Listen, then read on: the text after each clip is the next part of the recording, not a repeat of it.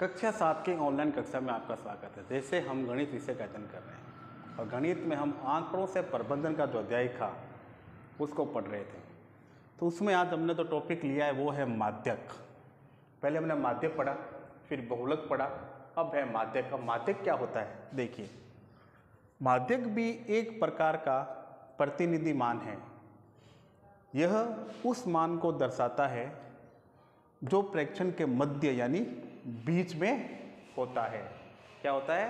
उसके बीच में होता है।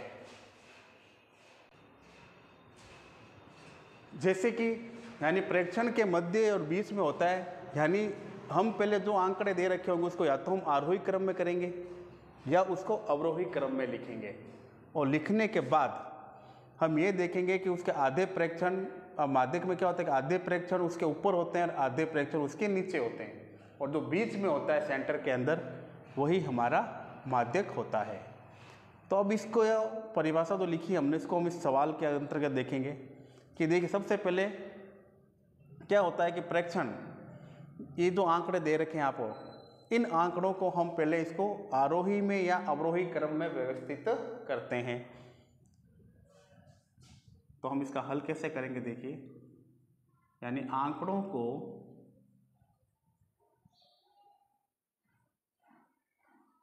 मान लीजिए हमने इसको कर दिया आरोही क्रम में, यानी छोटे से बड़े की ओर। आरोही क्रम में करने पर तो सवाल था कि आंकड़ों को माध्यक ज्ञात कीजिए।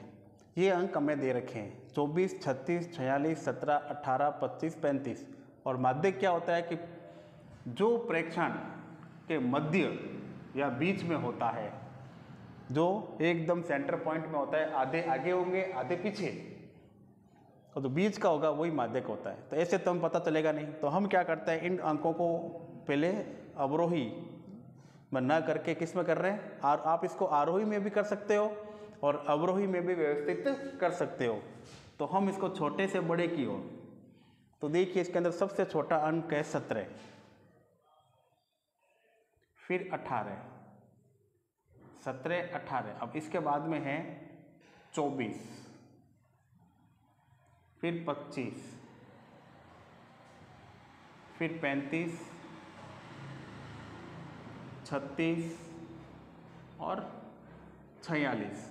1, 2, 3, 4, 5, 6, 7 पूरे हो गए। अब जैसे किसने कहा कि प्रेक्षण क्या होता है, मध्य में होता है। आप इसके लिए क्या करोगे, या तो आप इसको आरोही क्रम में लिखोगे या अवरोही क्रम में लिखोगे। उसके बाद लिखने के बाद आधे प्रेक्षण इसके ऊपर और आधे प्रेक्षण इसके नीचे होते हैं। तो देखिए टोटल कितने, 7। तो देखिए 1, 2, 3, और पीछे से गिने 1, 2, 3, और ये बीच के अंदर जो है, इसके मध्य के अंदर कौन सा आंकड़ा है, 25। क्या है, 25। तो ये इसके मध्य के अंदर हो गया। 3 आगे के छूट गए, 3 पीछे के छूट गए, और जो मध्य में रह गया वही आपका क्या कहलाता है, माध्यक कहलाता है। क्या कहलाता है, माध्यक कहलाता है। तो हम यहाँ लिखेंगे कि दिए गए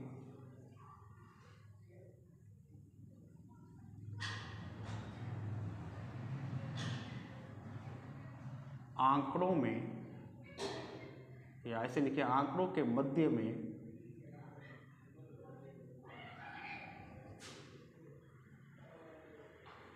पच्चीस है।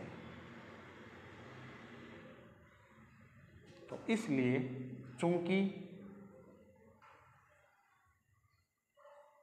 माध्यक बराबर 25, और ये आपका आंसर। देखिए सवाल बहुत ही छोटा है अभी आपके, तो आपको अभी इतना ही समझना है कि जब माध्यक दे रखा हो तो आपको क्या करना है कि दिए गए आंकड़ों को पहले आपको उसको बढ़ते क्रम में या घटते क्रम में लिखना है, यानी अवरोही या आरोही क्रम में लिखना है। उसके बाद में जैसे लिखा कि आधे उसके ऊपर आधे उसके नीचे, तो आधे संख्या दाएं तरफ आधी संख्या बाएं तरफ, तो बीच के अंदर जो रह गया सेंटर पॉइंट में वही आपका माध्य होता है, जैसे हमने अभी उदाहरण के द्वारा किया। तो आज आपको कॉपी में परिभाषा उतारनी है, इसको एग्जाम्पल को उतारना है। अगर आपके पास पाठ्य पुस्तक उपलब्ध है तो आपके इस प्रश्नावली के अंदर बहुत से सवाल दे रखे हैं और उनको हल करने का अभ्यास कीजिए। और जिन्होंने पुस्तकें नहीं लिए वो बाज़ार से या स्कूल में आके इन पुस्तकों को खरीद सकता है और फिर इन सवालों को हल कीजिए। धन्यवाद।